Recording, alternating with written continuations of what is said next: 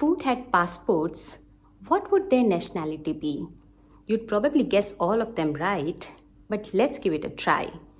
Matcha, Japanese, kimchi, Korean, tacos, Mexican, pad thai, of course, Thailand, biryani. We all say Indian. Is it really? That's where things get interesting because biryani has a very different and interesting story. So, where does biryani come from? The answer to this question is not as simple as we may think because the journey of biryani tells a far more layered story, one that moves through Persian influence, royal kitchens of Nawabs and Nizams, the famous Mughal courts, and also ancient Tamil kitchens. Yes, they also have a very important role in biryani's story. In fact, it starts with un soru, a simple meat rice dish. In Tamil, un means meat and soru means rice. We see its mention in ancient Tamil literature. King Nalalkili of Chola dynasty had celebrated his victory battle against King Pandya by providing unsoru to all of his soldiers right on the battlefield. South India in those days had trade relations with the Arabs, and it is believed they were introduced to unsoru while exchanging cotton, pearls, and many other things which they used to trade with each other.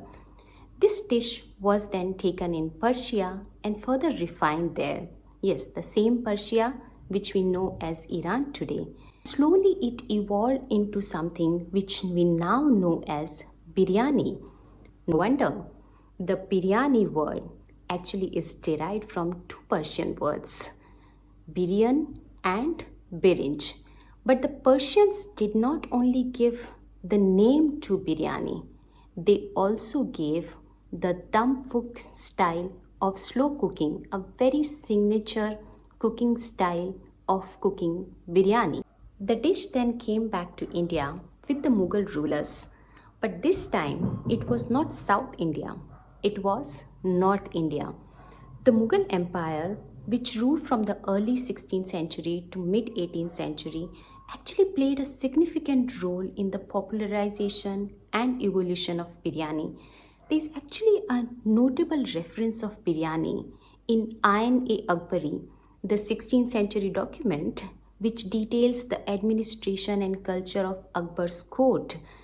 While Mughal rulers brought biryani back to India in a very new form, it was actually the chefs of Nizams of Hyderabad and Nawabs of Lucknow who invented new cooking techniques and created recipes we all relish today. Nizam ul Mulk, who was appointed by the Mughal Emperor Aurangzeb as the ruler of Hyderabad, significantly contributed to biryani's popularity.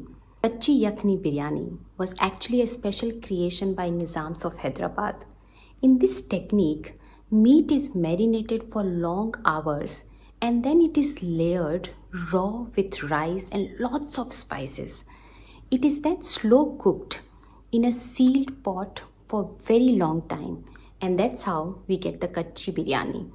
While the kachi biryani was a creation by Nizams, pakki biryani was actually invented by Nawabs of Awadh. Nawabs had actually reduced the spices and created yakhni stock from the meat which was boiled in water infused with spices for very long time.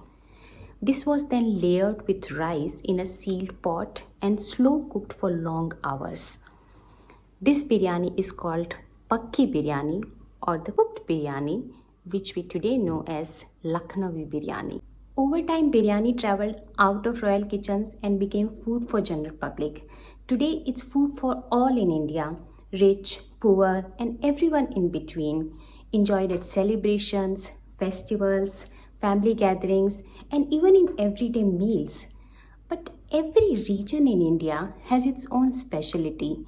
Hyderabadi and Lucknowi biryani are the most popular one, but we also have Dindigul biryani, Thalasari biryani, Memani biryani, Kolhapuri biryani, Kolkata biryani, and also our recent popular Muradabadi biryani.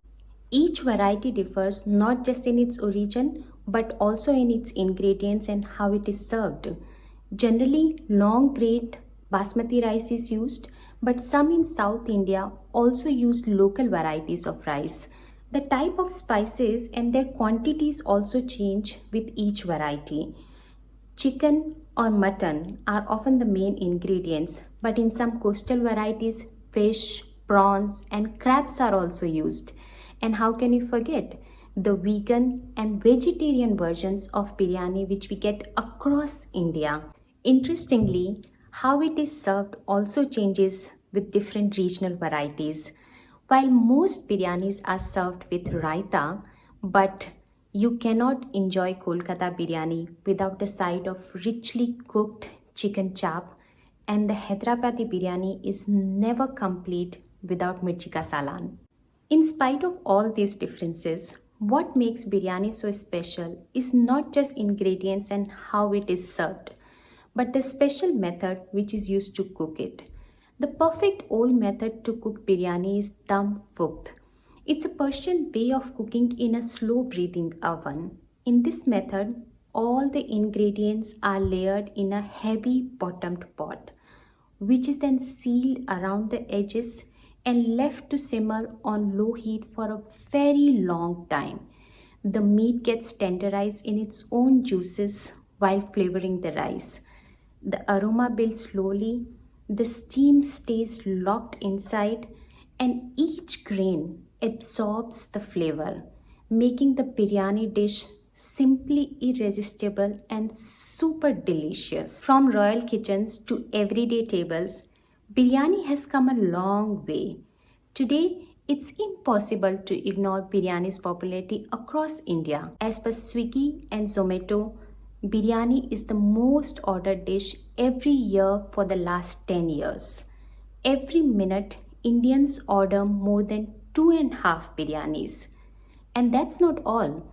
Biryani is also the most searched Indian food globally, with about 500,000 searches in a month and over 5 million searches in a year. So, coming back to our very first question, is biryani really Indian? Absolutely yes. You can argue about where it comes from, how it came to India, the origin of its name, contribution of different rulers, dynasties, and traders, but you can't argue about where it belongs. So, if food had passports, biryani may not be born Indian, but it's definitely a citizen of India.